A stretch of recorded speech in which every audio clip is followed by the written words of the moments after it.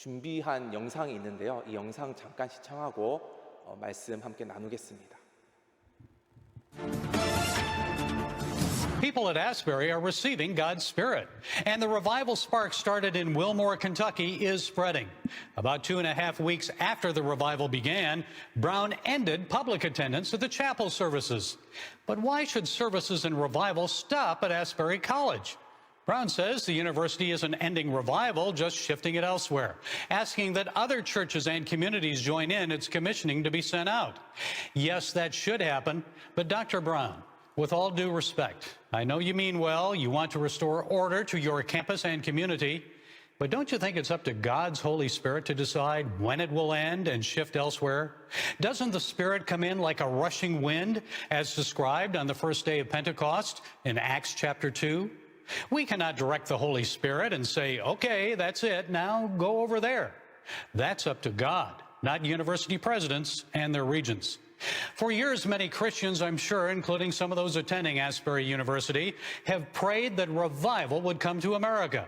Tens of thousands of people from around the world have come to that tiny Kentucky town to experience this wave of God's Spirit. Tens of thousands more would come. More lives would be changed right there in the Asbury Chapel if the university allowed the Spirit to decide where to go and when. Folks, this is a pivotal time in America. Will we turn back to God and enjoy His favor and blessings, or will we continue down the path of division, civil strife, and 6-year-old children shooting their teachers in elementary schools? The choice is ours. Revival begins in our hearts, and we don't need to travel to Kentucky to experience the Holy Spirit. Still, many of us haven't seen revival like this. It's not a coincidence that this outpouring of God's Spirit is now moving to other college campuses across the country. God is answering those prayers, those years of prayers for revival. So let's embrace it and go with God, and then wait and see what God will do to transform America and the world. Well, that's it today from the Global Lane, and until next time, be blessed. 네, 여러분. 부흥을 기대하십니까? 부흥을 사모하십니까? 우리가 이 에즈베리 또 이 부흥 운동을 통해서 우리 교회가 어떻게 하면 또 이 부흥을 또 맞이할 수 있는지 함께 나누는 시간 되었으면 좋겠습니다. 성경에는 부흥이란 단어가 몇 번 기록되어 있을까요? 한 번 기록되어 있습니다. 어디에 기록되어 있을까요? 오늘 읽은 이 말씀, 유일하게 기록된 부흥의 말씀입니다. 수년 내에 부흥을 달라는 하박국의 기도, 이것이 유일한 부흥의 단어입니다. 이 하박국 선지자의 시기는 남유다가 멸망당하던 시기였습니다. 바벨론에 의해서 나라가 멸망당했습니다. 하지만 그것은 표면적인 이유일 뿐이었습니다.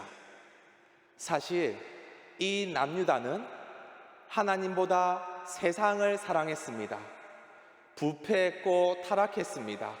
율법을 저버렸습니다. 그에 따른 하나님의 심판이 남유다를 멸망하게 만든 것입니다. 바벨론은 그것을 위한 도구에 지나지 않았습니다. 하박국 선지자는 2가지 질문을 합니다. 첫 번째, 왜 이렇게 이 세상이 불의한 것입니까? 하는 것이죠. 선량한 사람들은 더 고통당하고 악인들은 더 잘되는 이 나라를 보고 질문하는 것입니다. 또 2번째 질문을 하였습니다. 왜 하나님은 악인을 그냥 그대로 내버려 두시는 겁니다. 왜 악인을 내버려 두셔서 의인들을 더 고통에 빠지게 만드는 거냐는 이 질문이 있었습니다. 그것이 이제 하박국 1장의 질문이었습니다. 그에 대한 대답이 바로 하나님께서 내가 곧 역사하리라. 수년 내에 내가 역사하리라. 때가 차면 내가 진노의 그릇으로 내가 역사할 것이다. 이것이 하박국서의 골자입니다. 그래서 오늘 3장 2절에 그에 대한 응답으로서 하박국이 고백을 하는 것입니다. 그래서 수년 내에 부흥하게 하옵소서. 부흥은 곧 심판과 회복을 이야기하는 것이었습니다. 이 당시 유다 왕국은 지도자층이 특별히 부패하였었습니다. 나라가 부패해서 하나님이 심판하실 때 그것은 항상 지도자의 부패를 이야기합니다. 백성들이 아무리 선량해도 왕이 부패하면 그 나라는 부패한 나라입니다. 백성들이 아무리 타락해도 왕이 거룩하면 그 나라는 거룩한 나라입니다. 서고 넘어지는 것이 왕의 상태에 달려 있었습니다. 그런데 이 왕과 왕족들과 측근의 신하들, 이 기득권 세력들은 아주 완악하고 부패하고 타락했었습니다. 심지어 바벨론이 공격을 할 때도 그들은 호의호식했습니다. 선량한 백성들은 더 고통에 유린당하고 살인당하고 폭행을 당하는 비참한 삶을 그대로 받아들여야 했습니다. 이것은 오늘날 우리의 삶과도 맞닿아 있습니다. 여전히 이 전 세계에 평화가 지속되기보다도 여전히 전쟁이 끊이지 않고 있습니다. 지금도 이 유럽에 전쟁이 있고 또 중동에도 전쟁이 있고 우리나라도 심지어 이 전쟁의 대치 상황 중입니다. 전쟁뿐만 아니라 수많은 사건 사고가 얼마나 많습니까? 살인, 폭행, 또 간음, 절도, 얼마나 많은 사건 사고들이 뉴스에 연일 보도되고 있습니까? 우리 안에 이 현실적인 삶도 쉽지가 않습니다. 뉴스를 보면은 우리나라 이 서민들도 얼마나 이 경제적인 어려움에 고통을 당하는지 모릅니다.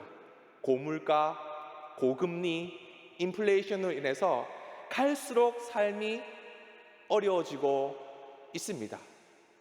그래서 지금의 그 핫 이슈가 저출산 문제이지 않습니까? 수많은 이유가 있겠지만 이 젊은 사람들이 내 자식들에게는 이런 고통을 물려주고 싶지 않다, 이런 마음에 저출산으로 나아가는 것입니다.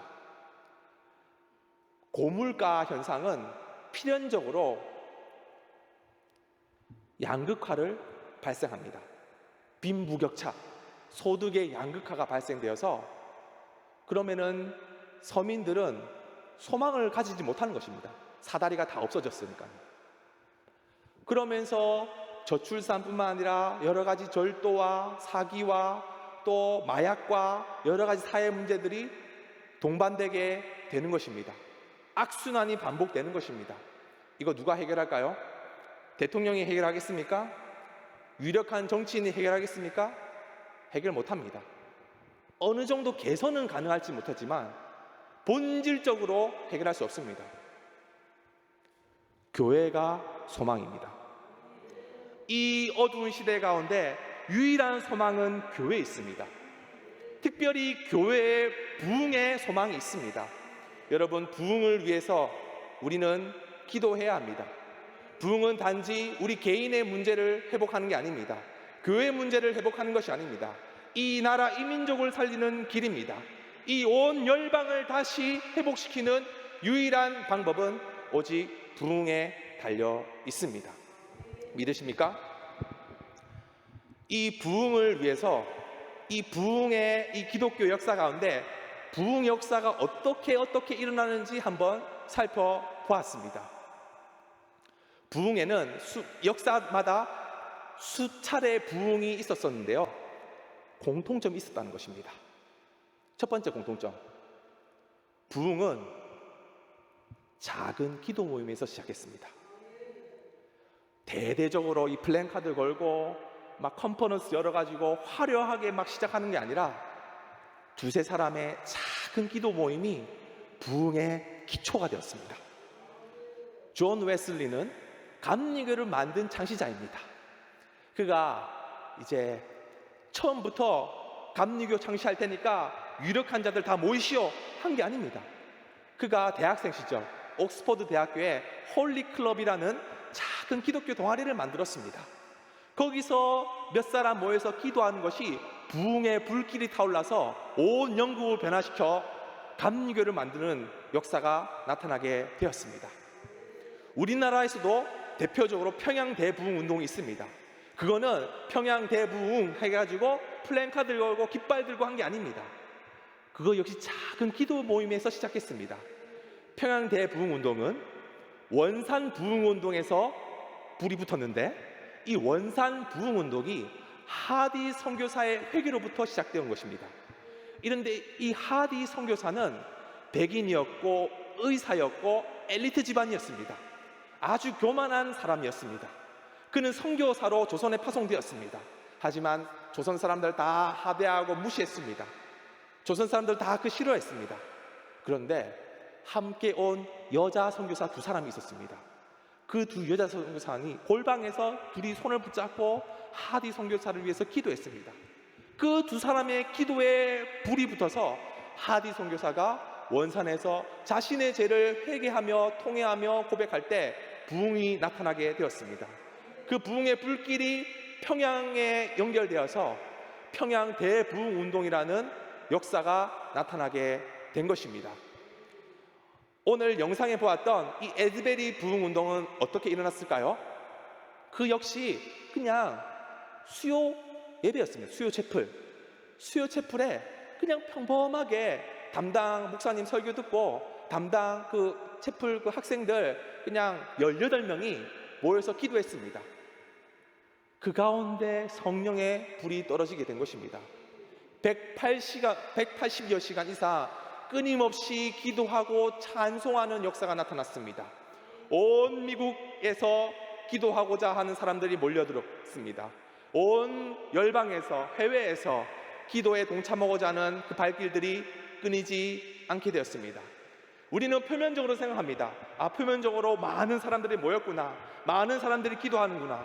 하지만 그 이면에는 작은 기도 모임이 뿌리가 되고 기초가 되었던 것입니다. 우리는 어떤 세련된 거 좋아합니다. 화려한 거 찾아다닙니다. 하지만 하나님의 부흥 역사는 소박하고 그저 볼품없는 그런 골방에서의 몇 사람 안 되는 기도를 통해 역사를 하신다는 것입니다. 믿으십니까? 두 번째 특징이 있습니다. 두 번째 특징은요, 우리 오늘 청년 주간이라서 그런데 청년들 통해서 일어났다는 겁니다. 항상 이 부흥의 불길은 젊은 청년들의 불길이 일어난 것입니다. 존 웨슬리는 대학생이었습니다. 또 하디 선교사 청년의 때였습니다. 에즈베리 부흥운동 다 대학생들입니다. 원래 이 청년들의 때는 완고한 그런 시기입니다. 합리적이고 과학적이고 이성적이고 따지는 것을 더 민감하게 여기는 시기가 바로 청년의 시기입니다. 하지만 하나님께서는 그런 청년의 시기를 사용하셔서 부흥을 허락하여 주신다는 것입니다. 그래서 부흥이 일어난다면 누구로부터 시작한다고요? 우리 청년들로부터 시작하게 될 것을 믿습니다. 또 세 번째 특징이 있습니다. 세 번째 특징은요, 결코 인위적이지 않다는 겁니다.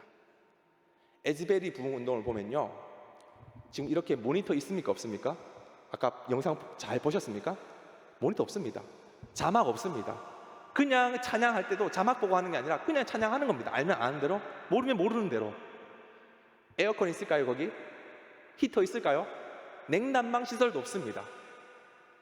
거기에 수많은 유수의 찬양 이제 인기 있는 찬양팀들이 서로 찬양 인도하겠다고 요청했습니다. 거기에 내노라는 인기 있는 설교자들이 서로 설교하겠다고 요청했습니다. 다 거절했습니다. 다 죄송하지만 사양하겠습니다. 거기 있는 그냥 소박한 우리 분이엘 찬양팀 불러다가 우리 그냥 담당 목사님 불러다가 그냥 한 것입니다. 하지만 충분했습니다. 우리 눈에 보이는 아주 멋져 보이는 것들을 가져다 온다면 더 큰 역사가 나타나지 않을까 생각하지만 다 사람의 생각입니다. 하나님께서는 전적으로 은혜 베풀 그 가운데 은혜 주신다는 것입니다. 또 이 에즈벨의 이 부흥에 이 또 다른 특징이 있습니다. 또 다른 특징 뭘까요? 네 번째 특징인가요? 가장 어두운 시기 때 임한다는 겁니다. 여러분, 예수님께서는 태평성대할 때 오시지 않았습니다. 계시가 끊겼을 때, 역사가 끊겼을 때, 아무 소망이 없을 때 빛으로 임하셨습니다. 존 웨슬리 홀리클럽을 만들 때 온갖 기독교에 대한 박해가 영국 내에 극심했습니다. 평양대붕운동 일제의 압제가 이 조선 사람들을 얼마나 괴롭힌 시기였습니까? 그 시대가 1907년이. 그리고 이 에즈베리 부흥운동도 작년 2023년 일어났는데 2020년, 2021년, 2022년이 미국에서 역사상 가장 많이 총기 사고가 일어났던 시기입니다. 아까도 잠깐 언급됐는데 초등학생이 자기 학교에 기관총 난사하고 길거리에 막 사람 막 죽이고 칼로 죽이고 미쳐 죽이고 총 쏴 죽이고 얼마나 이 문제가 많습니까? 얼마나 비참한 일들이 많습니까? 하지만 그 가운데 하나님께서 부흥을 허락하여 주신다는 겁니다. 이 시대가 소망이 없는 시대라고 말할 수 있습니다. 얼마나 이 살기가 어렵고 문제가 많고 어려움이 많은 기쁜 소식은 하나님께서는 그 가운데 부흥도 함께 허락하신다는 겁니다. 이 마지막 시대 가운데 점점 동성애와 이슬람과 배금주의와 황금 만능주의와 이러한 세속의 물결들이 교회 안에 침범해 오고 사람들을 미혹해 갈 때 우리 낙심할 필요 없습니다. 하나님께서는 그 시대 가운데 부흥을 주신다는 것입니다. 우리는 부흥을 위해서 기도해야 합니다. 부흥은 그냥 가만히 입 벌리고 있는다고 주어지는 게 아닙니다. 그것은 전적인 하나님의 역사입니다. 하지만 전적으로 우리에게 달려 있습니다. 부흥은 갈망하는 자들에게 주십니다. 부흥은 기도하는 자들에게 주십니다. 부흥을 소망하고 간구하고 기도할 때 우리 이 대한민국교회 가운데서도 놀라운 부흥 역사가 일어날 줄로 믿습니다. 에즈베리는 전조 활동에 지나지 않습니다. 아직 시작도 안 했습니다. 이 마지막 시대 가운데 기도하는 사람들을 주님 지금도 찾고 계십니다. 어떤 화려하고 세련된 어떤 모습이 아니라 두세 사람이 모일지라도 소박하게라도 기도하고 눈물로 부르짖는 자에게 하나님께서는 지금도 부흥의 때를 허락하여 주실 것입니다. 마지막 다섯 번째 특징입니다. 부흥 운동의 가장 첫 번째 고백이 무엇이었느냐? 회개입니다. 회개. 나의 죄를 먼저 주님 앞에 통회하고 자복하는 것이었습니다. 하디 선교사, 평양대붕 길선주 선교사님, 장로님, 또 에즈베리 운동의 그 모든 첫 번째 고백은 자신의 죄를 먼저 주님 앞에 회개하는 것입니다. 내가 하나님보다 이 세상을 사랑한 그 모든 것들이 사실 우리가 섬기는 우상이었습니다. 돈을 섬기고 쾌락을 섬기고 명예를 섬기고 자식을 섬기고 나의 어떤 위치를 섬기고 이런 것들을 하나님보다 더 사랑하는 그 모든 것이 우리에게 놓여진 바로 우상인 것입니다. 우리는 먼저 주님 앞에 회개하고 통회하고 자복해야 합니다. 이 시대는 아주 그냥 설교마저도 세련된 거 아주 나이스하게 가는 경향이 있습니다. 하지만 예수님께서 공생일 때 가장 먼저 하신 메시지는 마태복음 4장 17장에 회개하라 천국이 가까이 왔다. 우리에게 먼저 회개를 주문하신 것입니다. 그래서 우리가 부흥을 원한다면 우리가 회개해야 합니다. 먼저 주님 앞에 죄를 고백하고 존 웨슬리는 이렇게 말했습니다. 마른 눈으로 천국에 갈 수 없다. 이것은 단순히 내 삶의 문제를 해결하기 위한 것이 아니라 우리에게 이 회개가 천국이 걸려 있다는 것을 말합니다. 우리의 구원이 걸려 있다는 것을 말합니다. 우리는 이 시대에 해야 할 일이 있습니다. 그것은 바로 부흥을 위하여 기도하는 일입니다. 우리가 비판하기는 쉽습니다. 정죄하기는 쉽습니다. 하지만 회개하기는 어렵습니다. 회개 역시 하나님의 은혜 가운데 나아가는 것입니다. 태양빛에 가까이 가면 가까이 갈수록 우리 모습은 어떻게 될까요? 더 선명하게 보입니다. 내 몸에 묻은 이 오물들, 내 죄악들, 태양에 가까이 갈수록 더 선명하게 보이게 됩니다. 회개한다는 것이 내가 그냥 다른 사람들 다 멀쩡한데 나만 문제 있는 게 아니냐, 그게 아니라 진짜 주님 앞에 가까이 가는 사람들은 내 죄를 더 깊이 볼 수 있다는 것을 말합니다.